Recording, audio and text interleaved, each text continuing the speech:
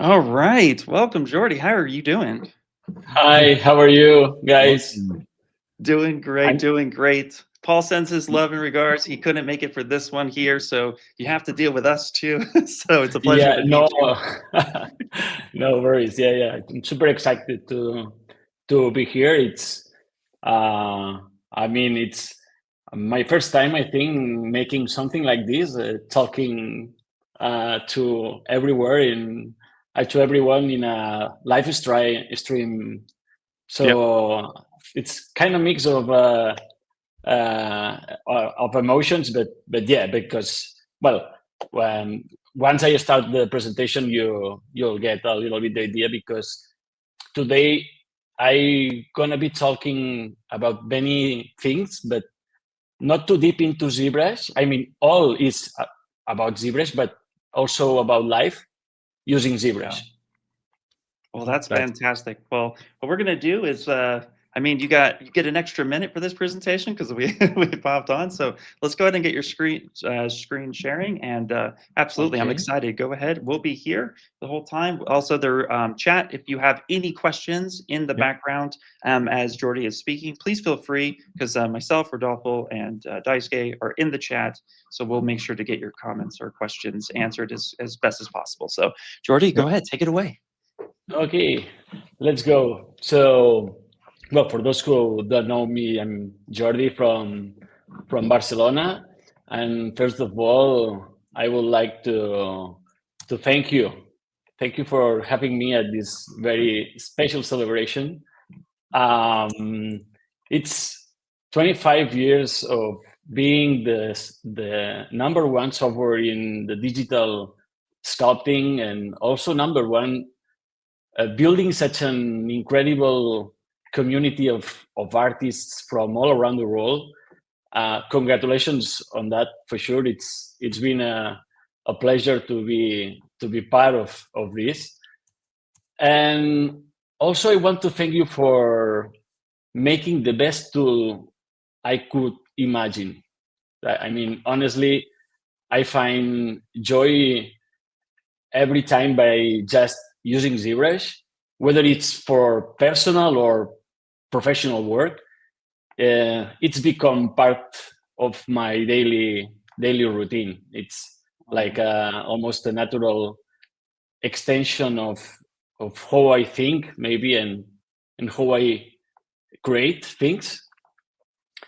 Well, Uh, it's honestly, thank you, because it's because of artists like yourself and the community that has made it possible. So, if it wasn't for yeah, you guys, honestly, we wouldn't be here today. So, no, thank you, and thank you to all the artists that just even have taken the time to play with our software and see what it can do. So, it means a lot to us. Thank you so much. yeah, yeah. Okay.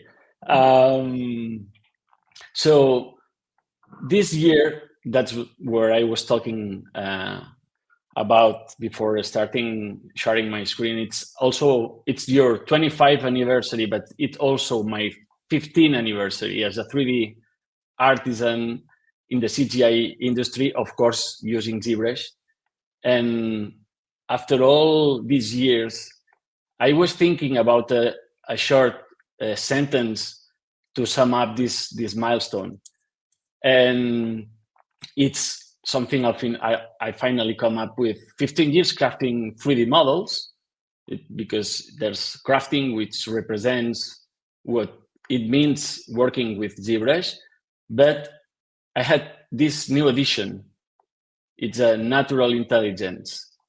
Of course, this last part, it's new. It's something I felt the need to emphasize lately because of everything that's been happening with AI. But don't worry, I'll try not to mention those two vowels together again for the rest of this talk, because today it's a day for a celebration. Hmm. So yeah, let's jump into it. Let's do it. Let's do it. Yeah, Okay.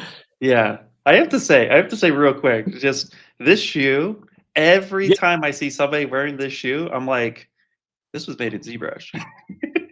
Yeah, absolutely. Entire. There's no single polygon that it's not crafted in ZBrush.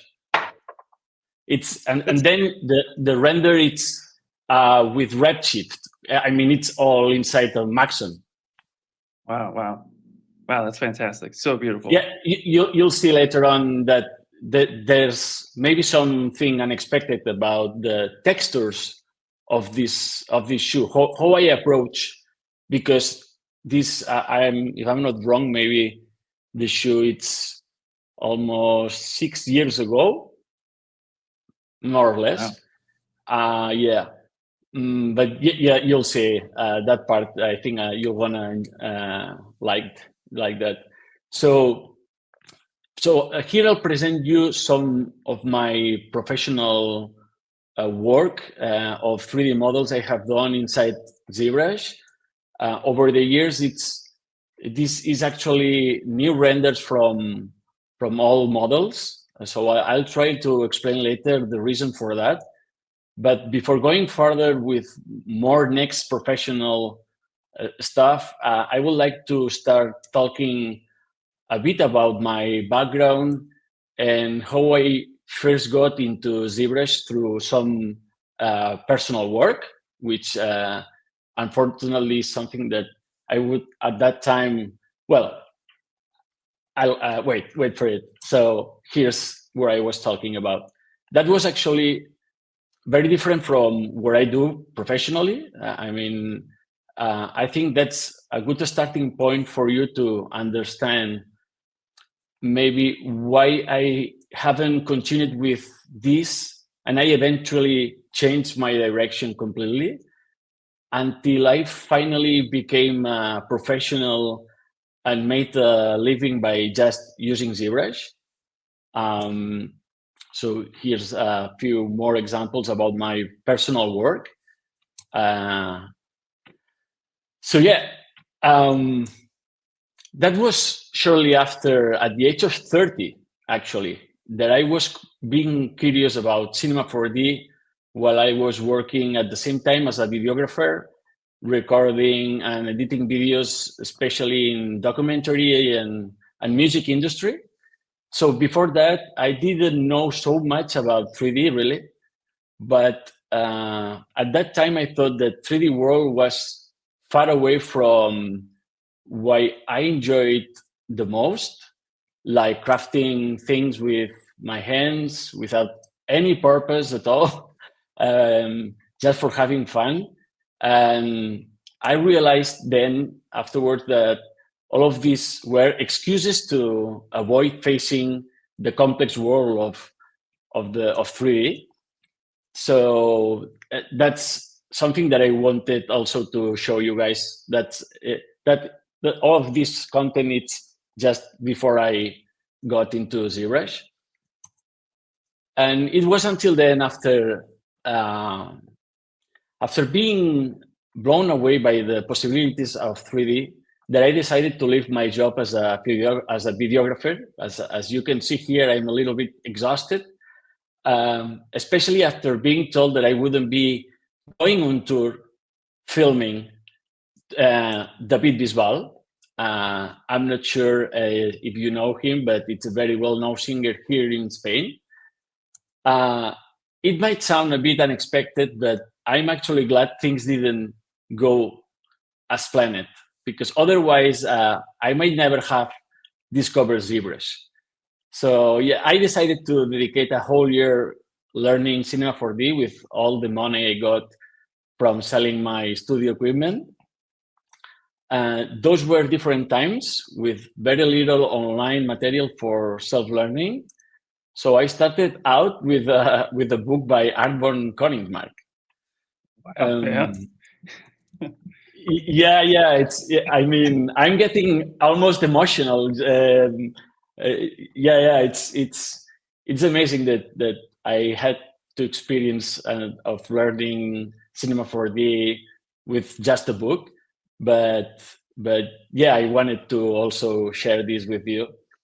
And then before continuing, I would like to finish my story as a videographer in this kind of background presentation by sharing something that represents where I consider my very first big happy accident.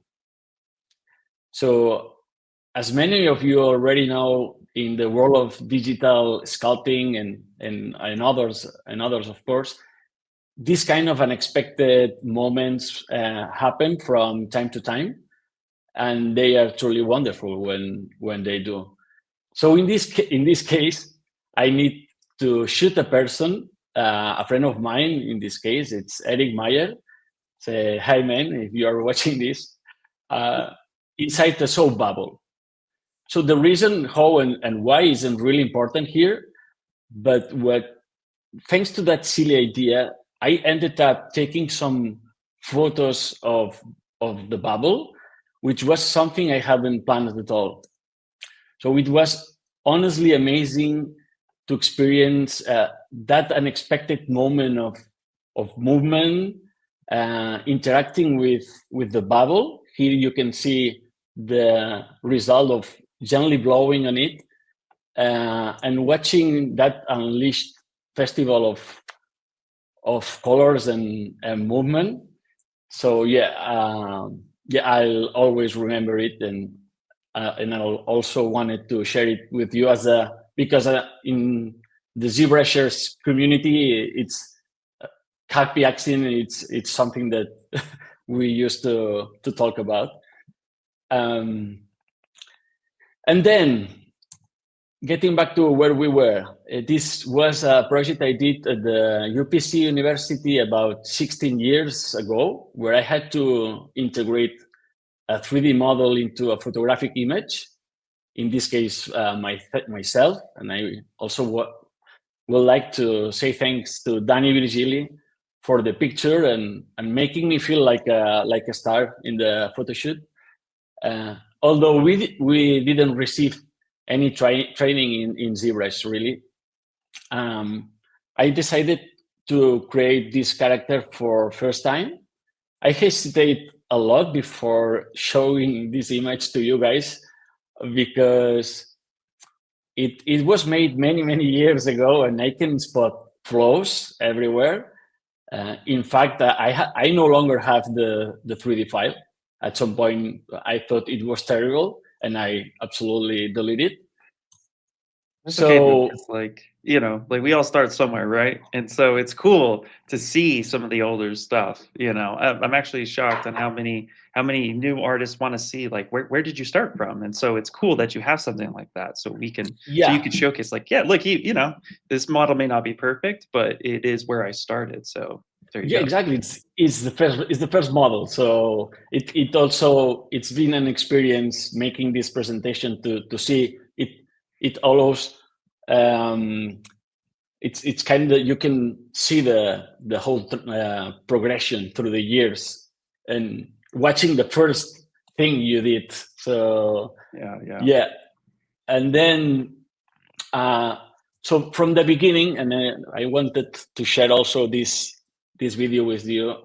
I knew I wanted to focus on 3D modeling, and I've always enjoyed, as I said, making objects with my hands and given the level of the burden of self-demand, I would say, that always have been following me.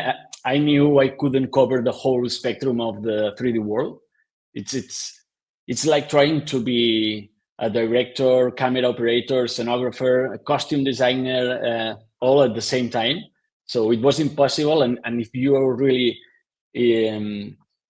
you're that kind of person that you are very obsessed with details and everything, you have to choose just one thing.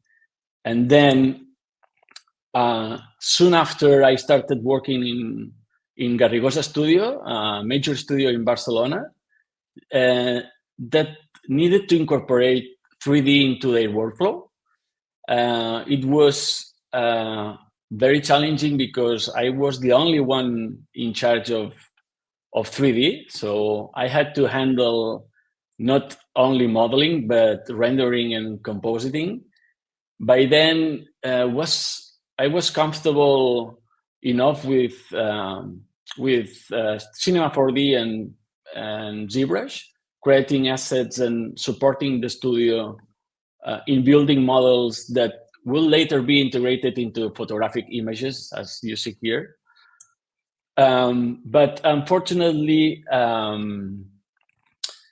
after a year, we came to the conclusion that the workflow required by 3D to achieve optimal results at that time was incompatible with timing and pace of advertising agencies. So even though the projects were very exciting and I gave my best to each one, in many cases, it simply didn't make sense to invest such an effort in modeling and texturing for just a single image. So here you can see where I was through this example, this side by side, you can get the idea of the kind of result I would love to achieve. The one on the left, it's the final one. I don't remember exactly how much time I had, maybe a day or even less than that. So I had to make the mask the only CGI part of this image, but with a little bit more time, I could achieve a much more richer level of detail. So often what takes the most is the initial planning, I think, deciding which process to follow, science in ZBrush, even more at that time. You can reach the same result using different tools. Once all the primary shapes are well defined, adding more detail, I think it can be relatively quick. So I in a way, I believe that everyone who creates something from the scratch develops a special bond with the final piece. So because you shaped every part of it with your own brush. And in some professional projects, honestly, the timing and production costs, I've been left with the frustration of not being able to take things as far as I would like. So over time, and because of that connection I mentioned, I have revisited some 3D models and updated them, like this one, as if they were personal projects. Yeah. So was that image, real quick, going back to the rhino for a second, was that image like the mask was 3D, but everything else was like a photo and then it was photo bashed in the end? Exactly. Okay. Yes. Yeah. Nice. Cool. They were, that was, I'm not sure if this was the first or maybe, but for sure the early ones I did for Garrigosa. Mm-hmm. Okay, so after leaving Garrigosa, I realized that I needed to find a studio that already, because Garrigosa is just focused that time on photography. So I realized that I needed to find a studio that already had an established team and was looking actually for a modeler. So luckily, I got a call from Enrique, the CEO of EGM at that time. Sorry. The company was and still is a key visual content provider for automotive brand Cerda. So this time, it was a perfect fit within the team, as there were animators, lighters, and retouchers, but no modelers. So all of them were very happy to see me going into the team. So you have to keep in mind that this was about 12 years ago, when 3D was only just starting to be used in studios outside of traditional industries like film. So in a way, many of us, there were like pioneers in the field, producing and learning at the same time. Fortunately, and this is very important, developers of 3D toolsets, ZBrush again, had started releasing content on YouTube. Part of my job was to keep up with these constant innovations and integrate them into my workflow. So today, that's completely a normal thing, watching YouTube tutorials. But believe me, back then, sitting on your workstation, watching YouTube tutorials wasn't always easy to justify to upper management. Yep. So for a year, I also worked on creating environments for set technology videos. Until then, the brand had never produced full CGI videos, and honestly, they turned out to be a real success. In this video, I modeled and textured the entire Ronda Litoral of Barcelona. This is actually a recording with my phone, I remember, where we got into tears to see all the effort of the team in this first animation. Okay. Render. Yeah. And it. Oh, sorry, I'm sharing the original audio too.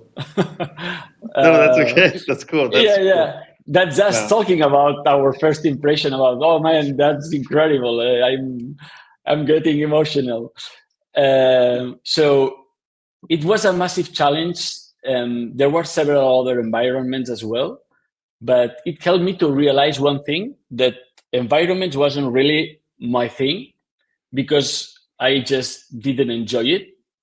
And for me, from that moment, has been always a real line to work with. I guess for the workflow, you have to keep in mind that to build that entire Ronda Litoral, the only references was Google Maps, nothing more. So the process was crazy.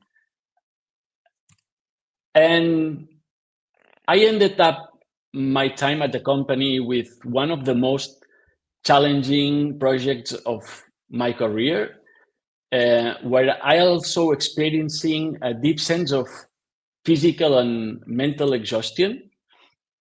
The task was to model set historic cars from the scratch.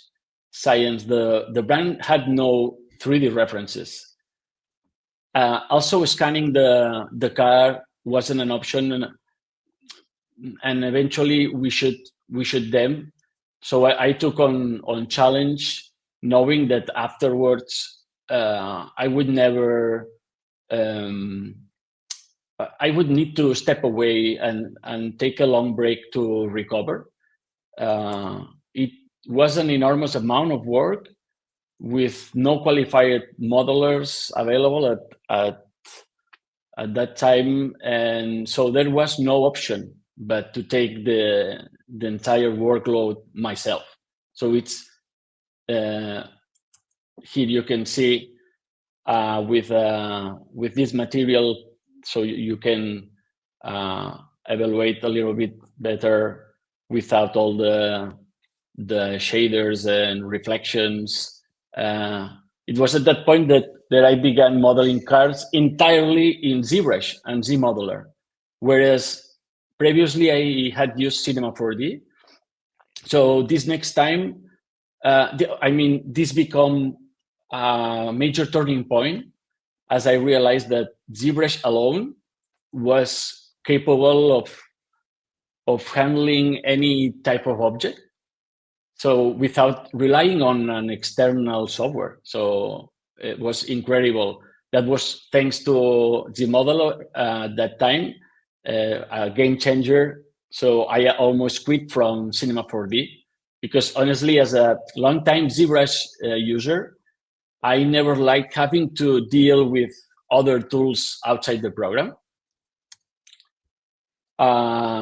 So yeah, here's another set. And as I mentioned earlier, the path I started was new and of course full of challenges and that were yet to come. So unfortunately, burnout was one of these, and it's difficult to foresee because you really you don't notice it until you are already on fire. So after this and a good salary and long working hours over 4 years allowed me to take a well-deserved break, I think, recover, and with all the experience I gained, refocus my professional path. So at this point, I knew that after working at 2 studios, going through a burnout, and taking time to reset, it was the right time to continue my career now as a freelance. Yeah, I think that's really important too, that you're touching on the burnout and the exhaustion. I mean, any industry. I've been in a few industries myself. Any industry can have its toll, and it can definitely take it out. And as passionate as us creatives are, right, it could be draining sometimes. So I think that's really cool that you touched on that. Thank you for sharing that. Yeah, I feel the need to always include that moment of my professional career because it changes for good. And then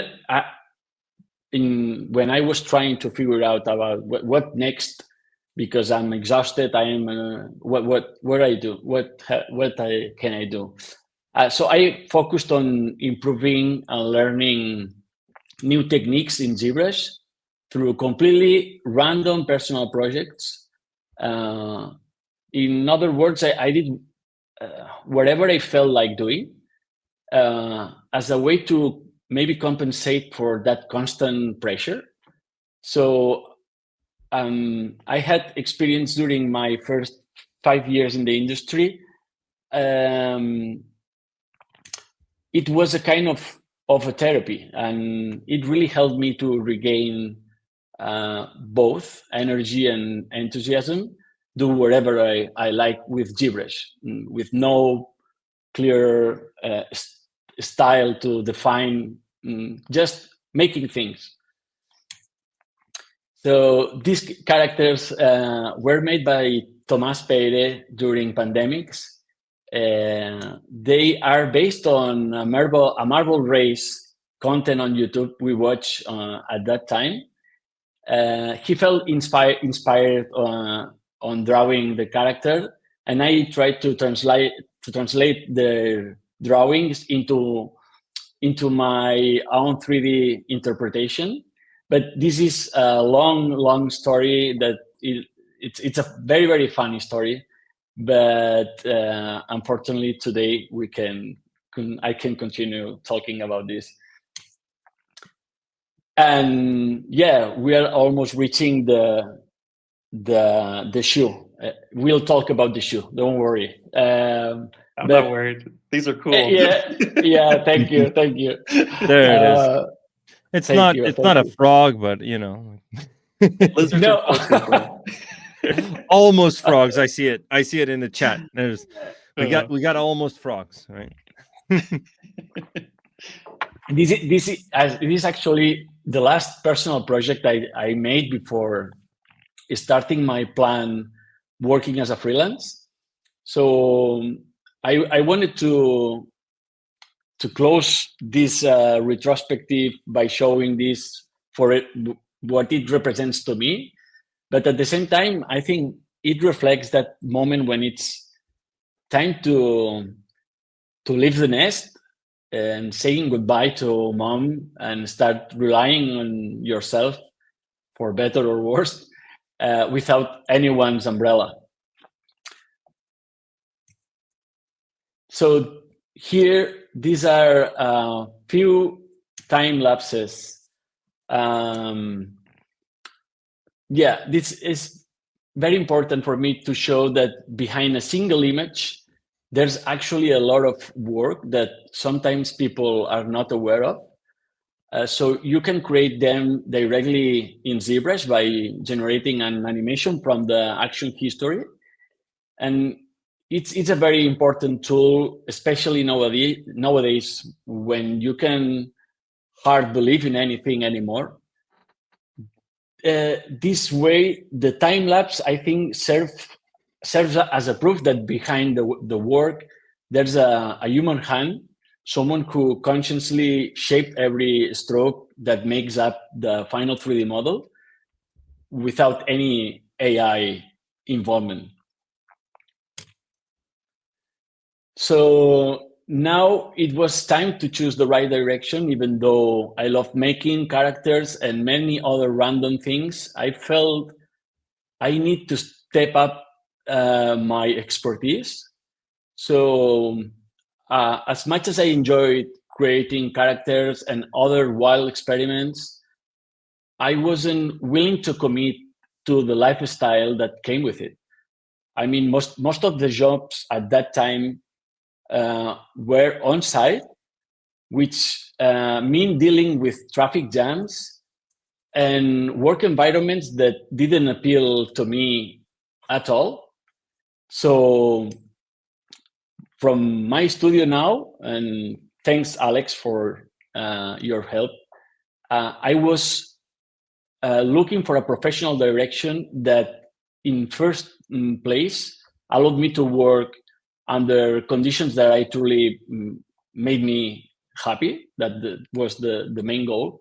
So at that turning point, with those priorities in mind, I was excited to finally come up with the idea of creating 3D product replicas, allowing brands to produce content with all the advantages of the CGI. So this time, recognition came a little bit later, but in a much more solid way, I would say. With patience and careful management of my savings, I eventually started getting my first clients. Most of them were from the animation studios and animation graphic that needed high quality 3D models, allowing them to create any kind of shot while maintaining the level of fidelity and realism that the clients were expecting. So I wanted to give a special, I wanted to give a special thanks to 6M5 and particularly to Ezequiel, who was one of the first to trust me back in 2017 during this new professional chapter with a very challenging project. And it's about the back you are seeing right now.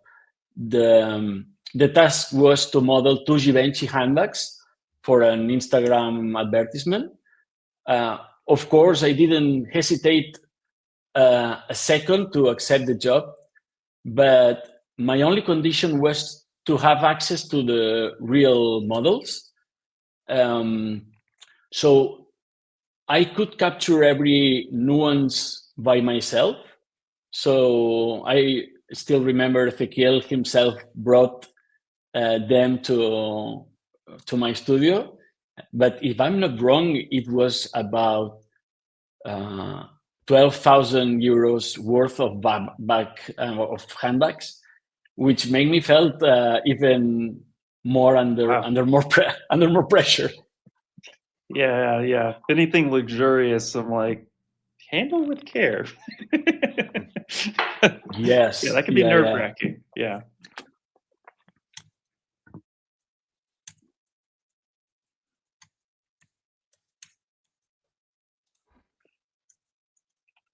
So here we can see a time lapse in action related to the last handbag using the robust workflow of ZModeler, polygroups, dynamic subdivision, curve brushes, and insert meshes. And also the newly introduced Gizmo 3D was absolutely a game changer. And at that time, what was a great addition, allowing for much more precise movements, rotations, among, of course, many other features. So yeah, he's the 360 of the back. Wow.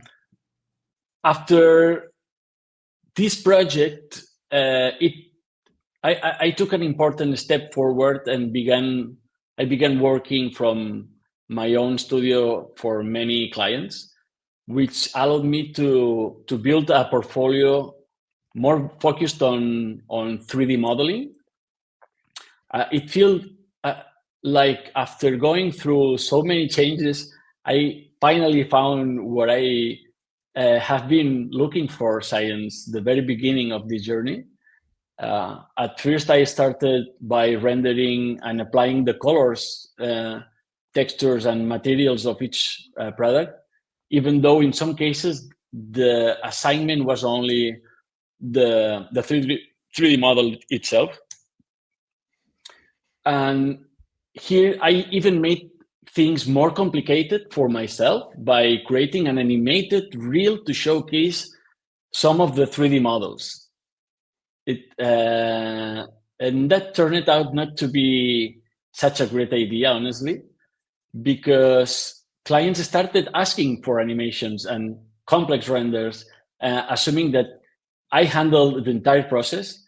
And I had to explain each time that those animations were only meant to present my modeling work. So yeah, maybe I pushed myself too far making this, and I project a wrong idea about my specific work. So let me share a small part of this because it always comes along a soundtrack that Thomas Pere did. So let's go.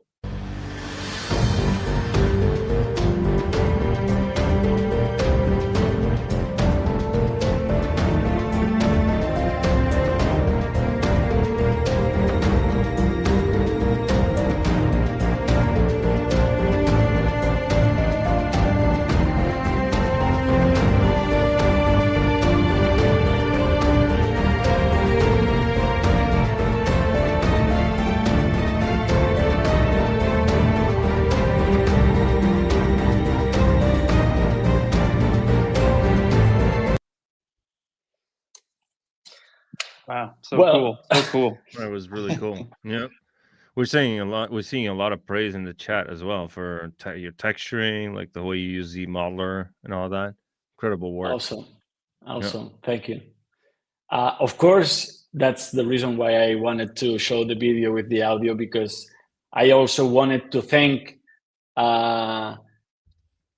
to Thomas Pere for the great music hit, especially for my demo reel, and also to his brother Lucas Pere and Frank Montesel from Moicano Studios for mixing and mastering the soundtrack.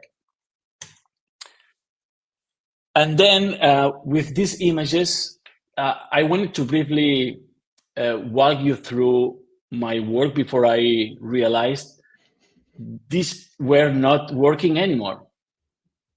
So to avoid further misunderstandings with clients about what I do or what I really do, I decided to present them all with a custom unified grade material. So in order to highlight every detail and subtlety of the sculpting without being distracted by colors, textures, shiny materials, etc. So to sum up, I would say that as you specialize, you realize that what once defined you no longer represent you, and you have to keep updating it.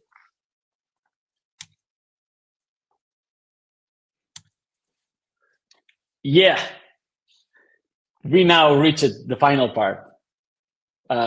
Returning to the very first image I showed you at the very beginning of the presentation. So real quick too, are all of these that you've shown so far, all these are Redshift? Yes. Yeah. No, the gray ones with the gray material, it's Redshift. Okay. And the colorful ones, it's Keyshot. Okay, perfect. Awesome. Yeah, great work. Thanks for clarifying. Thank you. So through this project, I'll try to walk you through the essential steps involved in making a high-end 3D model. I won't dive too deep into the technical details, because the goal is to help those who may not be familiar with the process truly understand and appreciate the amount of experience required and work behind. So the idea of the so-called magic button, as some clients like to call it, simply doesn't exist for this and right now. So this was a commission. Go ahead. Good question. Did you use nanomesh for those details that you see on the shoe? Like, that's what I'm assuming. We're getting that in the chat. Yeah. Question. Okay. Nanomesh about, you mean the textile parts? I don't know what they meant. They are actually asking, are those details captured using nanomesh? So I'm assuming yes. Maybe the. No. I'll explain. I'll explain this later. Okay. This should be the common thing to do it. For example, nowadays in substance painted, for example. Yep. But as I said, because I don't like to go outside ZBrush.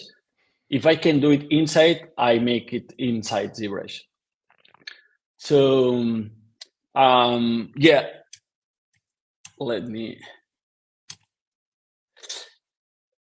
As I was saying, this was a commission from Future Deluxe to model the running sneaker for the full CGI advertisement. So this type of product is among the most challenging to create due to the complexity and variety of its shapes and materials interacting and blending with each other. So to begin with, in this case, the studio provide me the 3D scans and also the physical sample. So this file become essential for the modeling process, but also requesting a real samples, it's extremely important to fully understand the product and to save time. So working only from photos, it's uncomfortable and inefficient. So without proper reference material, you can guarantee an optimal result for a realistic outcome. So once the scans are ready, the process starts by creating a new polygon layer over the scan using ZModeler and Snap to Surface. This is a slow and meticulous process, and yes, still there is no magic button for this, but it's absolutely essential for several reasons. Let me explain that.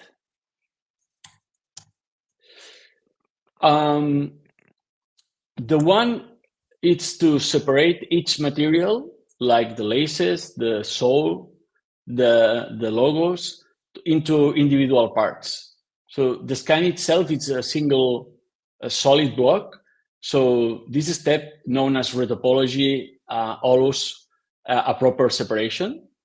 The number two would be to drastically reduce the polygon count, making the file lighter, easier to manipulate in 3D environments, and fully optimized for animation and other production needs.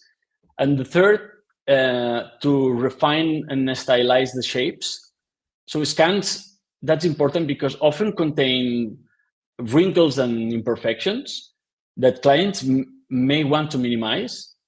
So at this stage, it's very complex because you need to find a proper balance version between the original imperfections, the real one, and stylized 3D forms. So the fewer polygons you have, the easier it is to move, sculpt, and stylize geometry. No, that's fantastic. Real quick, just wanted to give you a time check. There's about 15 minutes left, just so you know. But wow, such a great breakdown. Yeah, I think yeah, we are on time. So once the entire shoe is modeled, separated into its components, it's time to move on to texturing. So in this project, I had to reproduce every fabric of the sneaker as a 3D pattern. So now I'll explain maybe was the in the chat we're asking about the details. So it's by first of all, it's a manual process. What you need to see is the fabric. So using a magnifying glass with built-in LEDs, I took detailed photos and analyzed each fabric repetition pattern and then by combining different techniques and deformers in ZBrush, I created each pattern in 3D and then converted into a texture. So here you can see the sequence from left to right. The first one, it's modeled, it's real geometry. And then once you have your master in real geometry, you can extract textures that would be later on applied on the model.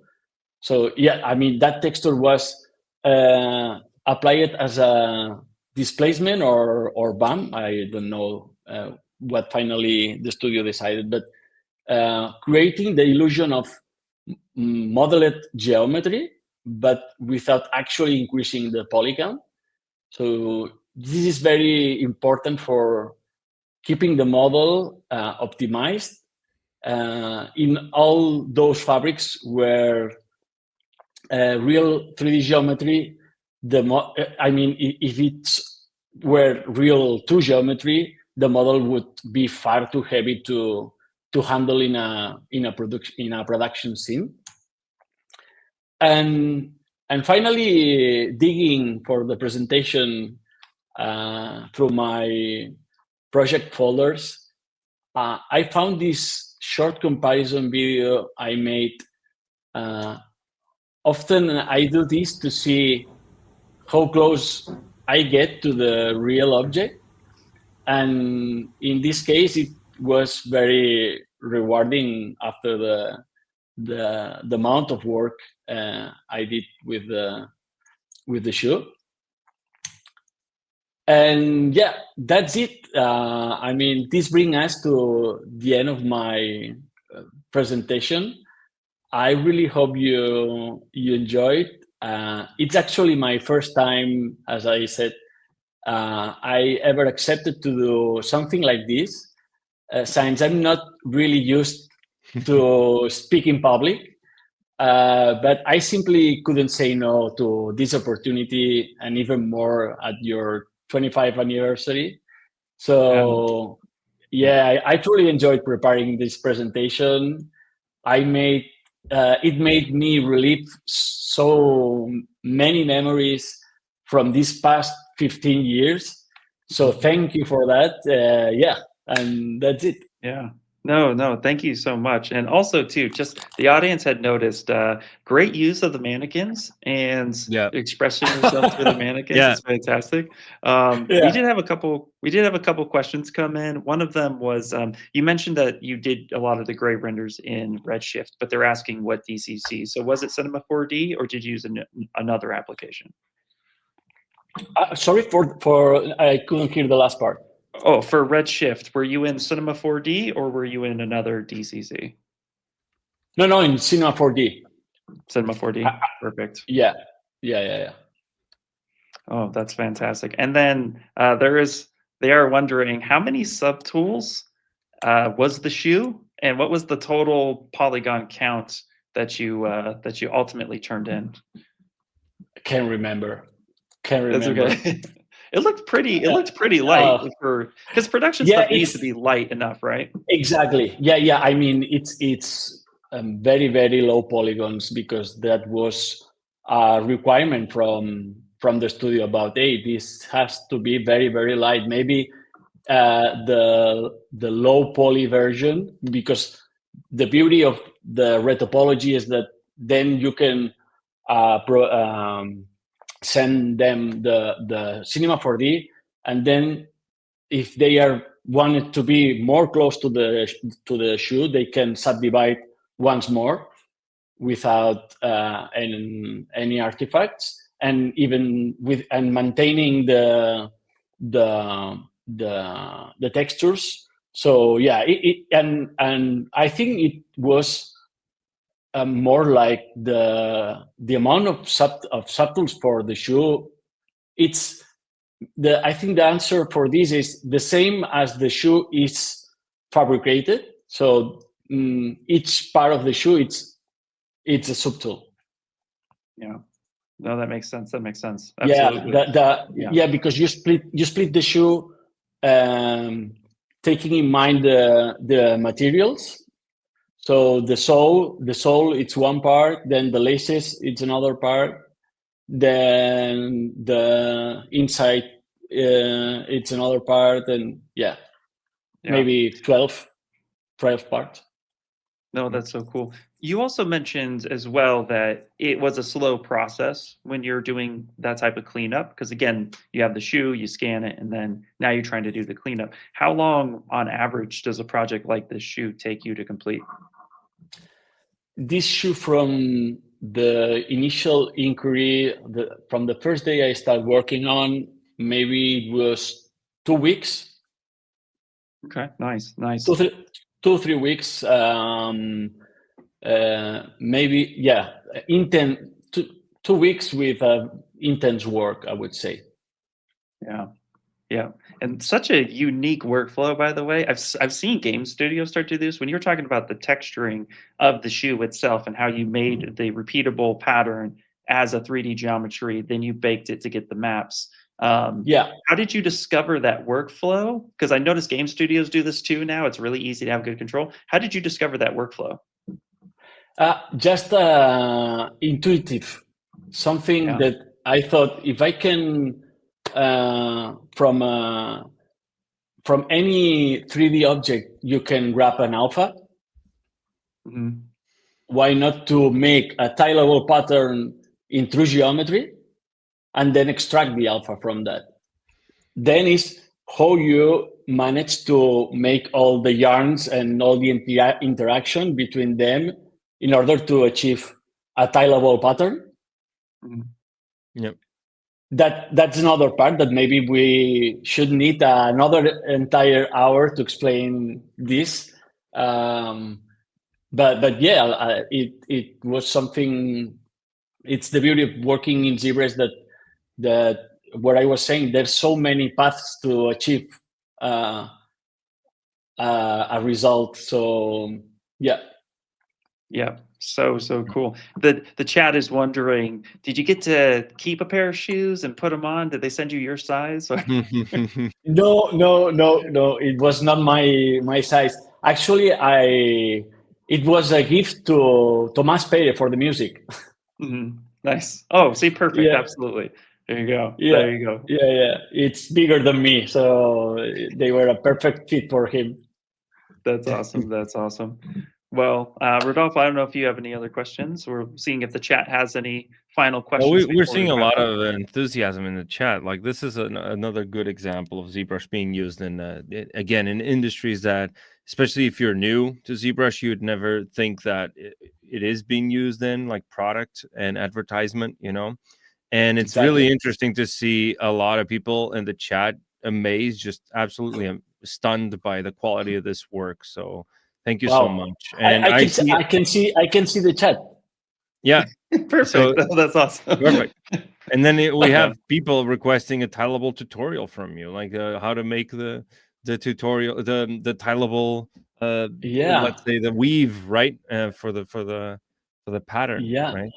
And then we also have, of course, a leather outfitted frog collab with Ian, and you know, like... I love me collaborations. I am always looking for collaborations with other artists because for me it's so much fun to just sit down and work on projects and yeah. So I'm always down with that. It's cool to see that. It's cool to see. It. Agree. So we have a question, actually. Mr. Yeah. Freeze is asking, for the rhino, did you model the rhino or did you use the image as reference? I'm assuming like it's asking if you comped the prop on the face of the rhino onto a photograph, or did you model the rhino? If I'm not wrong, I would say that rhino, because in order for me to make the mask, I had to build it in a 3D rhino. Right. That rhino come along with ZBrush. Yeah. Okay. Yeah. In the project folder, in the animals folder, I can't remember right now, but I remember saying, "Oh, it's perfect because even ZBrush has actually a rhino inside ZBrush." Yeah. Yeah. There's actually a bunch of cool stuff inside of ZBrush. If anybody is not sure, open up that light box when you open up ZBrush. There's a ton of stuff. So yeah, exactly. Yeah. Exactly. We actually reminded our sculpt off artists that there is a ton of assets up there that you can literally use throughout the whole competition. So that's really cool. Yeah. Awesome. They can save your life at some moments, like the rhino, for example, because it was perfect to not to model a rhino for just making a mask. So we have saved a lot of time. Yep. Very cool. Well, again, thank you so much for coming on the air, being with us. This was a pleasure. The entire chat really loved everything that you showcased. So again, thank you so much, Jordy. This was such a pleasure to have you here. And for this being your first presentation, awesome. You knocked it out of the park, buddy. This great stuff. Wow. Yeah. 100%. Thank you. Thank you so much for being with us. Yeah, thank you. Yeah. Absolutely a pleasure. Right. Okay, cool. We'll catch you next time. Don't go away because we have some giveaways to go through and then more coming. So stay tuned, everybody. Okay.